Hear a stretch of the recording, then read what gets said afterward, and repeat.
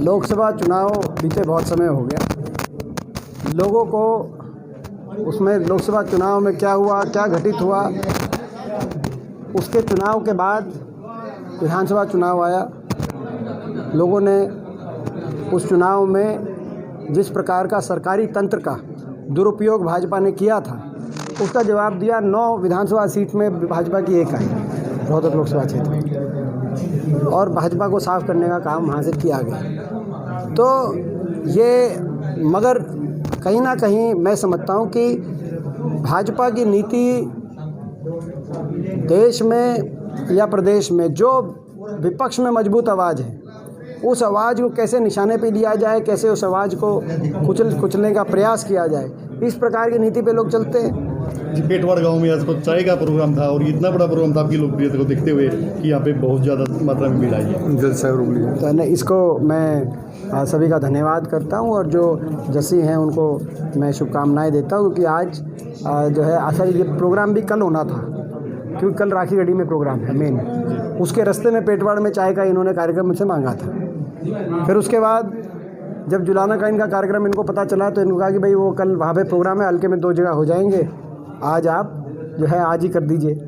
तो 2 दिन पहले इनको बताया कि भाई हमने 1 दिन पहले यहीं आज ही कर लेते हैं। तो कहते हैं ऐसे कार्यक्रम में इतने लोग जो आए हैं और जिस भावना से आए हैं, क्योंकि आपने देखा होगा मैंने एक ही सवाल पूछा कि भाई अपने पैराई की पहचान हुई कि नहीं हुई, और लोगों ने कहा कि एक स्वर में कहा कि अपने पैराई की पहचान हुई है।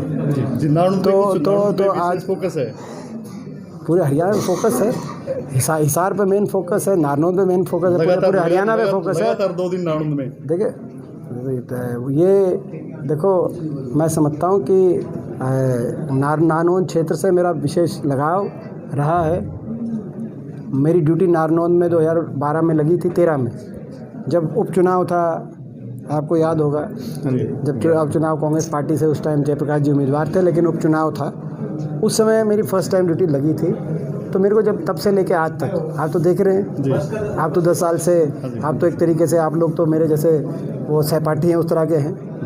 तो देखिए कभी फोकस में हमारे 10 साल में कभी आपको कमी दिखी नहीं होगी, अपनापन है इलाके में, अपनापन है। अब मुझे विश्वास है कि जो अपनापन झलक रहा है, ये अपनापन अगले आने वाले समय में यहाँ से जो राजनीतिक नतीजे आएंगे नारनौंद के, वो उसमें प्रदेश का युवा है, वो देश में सबसे ज़्यादा बेरोजगारी दर का सामना करने पे क्यों मजबूर है। मुख्यमंत्री जी से मैं जवाब मांगता हूँ, आज भारत सरकार और नीति आयोग मोदी सरकार क्यों कह रही है कि हरियाणा में सबसे ज़्यादा बेरोजगारी है। मुख्यमंत्री जी जवाब दें इस बात का। ऐसे में इतना बड़ा भर्ती घोटाला, जहाँ जो छापे पड़े तो करोड़ों रुपए, 3 करोड़ 60 लाख रुपए बरामदगी हुई एक ऐसे व्यक्ति से जिनका पद ही नहीं था। पद बनाया गया HPSC में और फिर इनको लगाया गया, और वो पैसे HPSC के दफ्तर में पकड़े गए 1 करोड़ से ज़्यादा। तो कितना खुला काम का अंदाज़ा लगाओ। जैसे परचून की दुकान पे टॉफ़ी और चॉकलेट और लॉलीपॉप और चीनी और दाल बिकती है, ऐसे रेट लिस्ट लगा के नौकरियां, ऐसे पता चला है उनके जब छापा लगा तो सामने आया कि dental surgeon 35 lakh, HCS prelim का क्लियर कराओ 40 lakh, staff nurse 10 lakh, ANM 20 lakh. इससे पहले जब स्टाफ सिलेक्शन कमीशन में छापा मारा गया था तो ये सामने आया कि driver 5 lakh, conductor 4 lakh, clerk 10 lakh. तो ये इस तरह का खुला खेल, परचून की दुकान में जैसे सामान बिकता है, ऐसे नौकरियां बिकने के केंद्र बन गए HPSC और स्टाफ सिलेक्शन कमीशन। तो ऐसे में हरियाणा नौजवान कहाँ जाएगा। देश में सबसे ज़्यादा बेरोजगारी है इनकी विफल नीतियों की वजह से। आज हरियाणा में ना तो 8 साल में कोई निवेश हुआ, ना हरियाणा में कोई औद्योगिक क्षेत्र की स्थापना की गई, ना सरकारी नौकरी दी गई जिस व्यापक स्तर पर दी जानी चाहिए थी।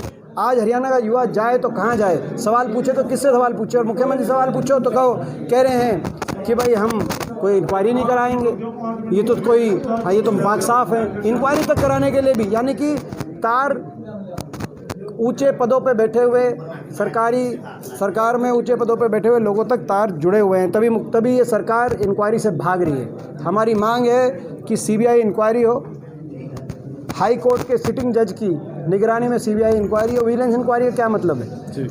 जिसमें सबके साथ आपने एक बात कही थी, रात के अंधेरे कुमार गौतम ने सिर्फ और सिर्फ उपेंद्र सिंह हुड्डा की, उन्होंने जो बात कही मैं उनकी बात का समर्थन करता हूँ, क्योंकि वो जो नीति लेके आए थे हुड्डा साहब, उस नीति में सब में संतुलन साध के सामाजिक ताने बाने को देखते हुए सबका ख्याल रखा गया था, जिसमें जो economic weaker section general caste के भी जो हैं, स्पेशल बैकवर्ड क्लासेस में भी जो सारी जो कम्युनिटीज़ हैं, सबको जिस प्रकार से अधिकार मिला था, वो जो व्यवस्था थी तो उसकी जो उन्होंने तारीफ़ करी, वो मैं समझता हूँ वो एक समझदार सुलझे हुए व्यक्ति हैं। उन्होंने सारी चीज़ स्टडी करके कि उसका किसको लाभ और सारे समाज छत्तीस बिरादरी को किस प्रकार से उसका लाभ मिला होगा, वो सारी बात गहराई से समझ के उन्होंने एक बात बोली। ठीक है जी, धन्यवाद।